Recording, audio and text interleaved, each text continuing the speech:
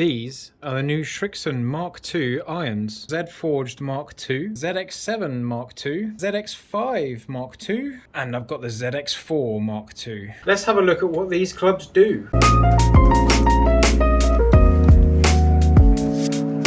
So in a previous video, I've already had a look at the different shafts that are available in these irons. I'm using the NS Pro Zelos 8 in all of these clubs in a stiff flex. When we're looking at the cavity on a golf club, the more weight we have at the base of this golf club, the more weight we have underneath the golf ball. The more weight we have underneath the golf ball, the higher the ball will launch and the lower it will spin. So when we look at something more bladed, I've got less weight underneath the golf ball, so the weight's distributed higher. That will give me, in theory, lower launch and higher spin, which will have more control landing on the green. So with the cavity on the blade designed to launch the ball lower, we've actually got more loft on the club, so we might not quite get as much distance because of that. In the blade, we've got 33 degrees on a 7-iron. The ZX7, we've got 32 degrees on the 7-iron. The ZX5, we've got 31 degrees, and then we go 28.5 on the ZX4. Progressively through those clubs, we get less loft moving up to the ZX4, which will launch the ball a bit further, but then the cavity on the club will maintain the height, in theory. I'm going to kick things off with the Srixon Z-Forged Mark II. So these are the Z-Forged Mark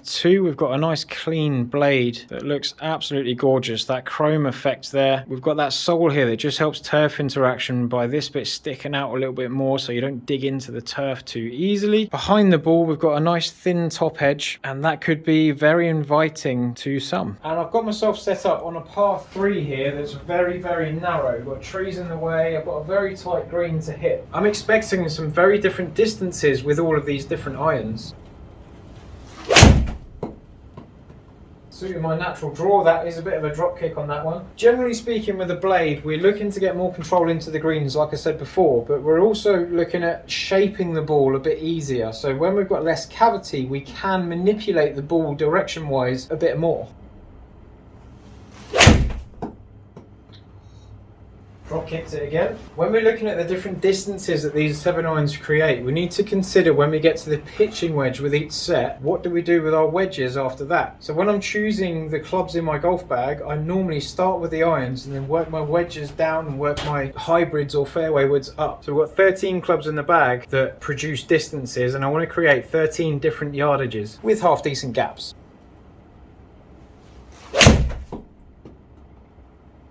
That was a bit better. High draw into the pin, landing on the surface. Someone like my mum, who hits her driver 185 yards off quite a low handicap, has 13 clubs to manage 185 yards in smaller gaps. So for myself, I hit the ball a bit further, so I've got bigger gaps between each club. Better contact, a bit more draw, carrying pretty healthy. I'm using the Srixon Z-Star XV for those that care. We go into the Srixon ZX7 and we've just got that little bit more cavity at the base of this club with a bit more weight around the outside of the club here to stop the head from twisting as much. Behind the ball, they do look very clean. This isn't too thick at all. And again, that's just as inviting as the blade, in my opinion, with just that little bit more forgiveness. So all of these demo clubs that I'm hitting have different heads on them, all in the same lie angle. So direction-wise, we shouldn't get any difference. Same shaft means that we're having the same reaction into the ball, and we're only looking at the difference in what the head itself does. So I have already hit a few shots with these, so I've got all the shots that I had before recording mixed in with what I'm doing now on the green.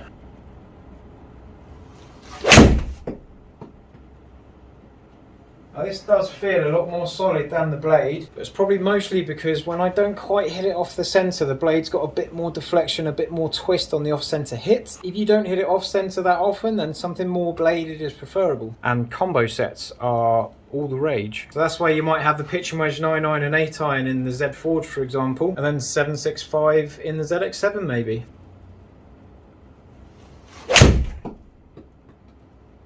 We go, moving back to the pin, on the green again. I'll take that. Oh, that was horrible. Oh, I've got away with it. I've nearly missed the golf ball on that. Ah, in the bunker. Well, it's not all fun and games. So if your ball striking's not always consistent enough to use a set of blades, the ZX7 is a very good option to get quite similar performance to the blade, but just that little bit more help. ZX5. we go into the ZX5, and we've just got a much wider sole here, so there's lots more surface area to sort of stop the club from digging into the turf, anything like that. We've got a mainframe here, so that cutout area there means that we've got a thinner face to help spring the ball a bit faster. Again, a bit more weight around this outside of the club and more weight underneath the golf ball just to help the ball get airborne, and when you hit the ball off centre, it doesn't twist as much. Now behind the ball, these things still look great. They've still got a nice thin top edge. It's not that much fatter than the ZX7, so combo sets will be very popular in these. This definitely looks a bit bigger and a bit more inviting behind the ball. Oh, unless you drop kick it. I've drop kicked it and it's actually done alright. Have I scraped the green? Ah, I'm in the bunker. Because the head's more forgiving, did I just get really complacent? You've still gotta hit the shot. Nice high draw, just sneaking the edge of the green maybe. Land, on the surface. So I'm definitely feeling more rebound off the face with these. Spending quite a nice amount of time in the air, landing on the surface. The question for me is, when I go stronger lofted and more cavity at the bottom of the club, do I lose a bit of spin? Do I reduce the amount of control I've got landing on the green? Last year I was actually using a bit of a combo set where I had ZX7 up to the 6 iron and then the 5 iron was a ZX5, and I just felt like it was a bit more hoppy off the face. When I grabbed that 5 iron, the ball just launched a bit too far, so control of my yardages was a bit difficult when it was different to the other one in the bag, although it's quite a fun club to hit off the tee. Going into the ZX4, this is a lot more of a change from last year's club. We've got something that's a lot more refined than previous models. Almost like the TaylorMade P790, we've got a thinner face that's got a bit more spring on it, so which will launch the ball faster, in something that looks behind the ball not too shabby. The ZX4, in similar fashion to the ZX5, we have a nice wide thick sole which aids forgiveness and turf interaction. We've also got this very nice cavity at the base of that club helping the ball get airborne, and we've got a hollow head construction, so this bit here means that the air can get out of the head while they're being manufactured. So the face is very thin, very hot off the face because of that. And we also sit these behind the ball and they don't look massive. They're quite a refined article. The blade's a bit longer this way, so there is more surface area to sort of invite you to hit the ball, and they look awesome. But I like to refer to the ZX4 as absolute fun sticks. The thing is, I just know this thing's going to go miles. Ball speed. Just hang out to the right hand side, didn't quite draw, but it's fast and it's got me to the back side of the green, rolling off in the water. Oh, I've hit it heavy. Hit it heavy, but it's still got up, it's still got forward. We're still somewhere near the green and not actually that far away. Oh, thin. Oh, that ball striking is awful. I've absolutely slapped it and we are next to the pin. Lovely. Right, let's stop getting too excited and put something more normal on it. Right. There we go. Out the screws, loads of speed, loads of height. Landing on the green, pin high-ish, drop and stop. So I'm seeing a bit more variance front to back with these, but is it because I'm getting complacent and just throwing the club as fast as I can, where with a blade I kind of refine my efforts and try and get something a bit more precise? Does the size of the club sort of entice me to feed into the idea of each club? And would that happen to you? So I don't want to stand on a par 3 and go, oh, this is really forgiving. I still want to hit my target.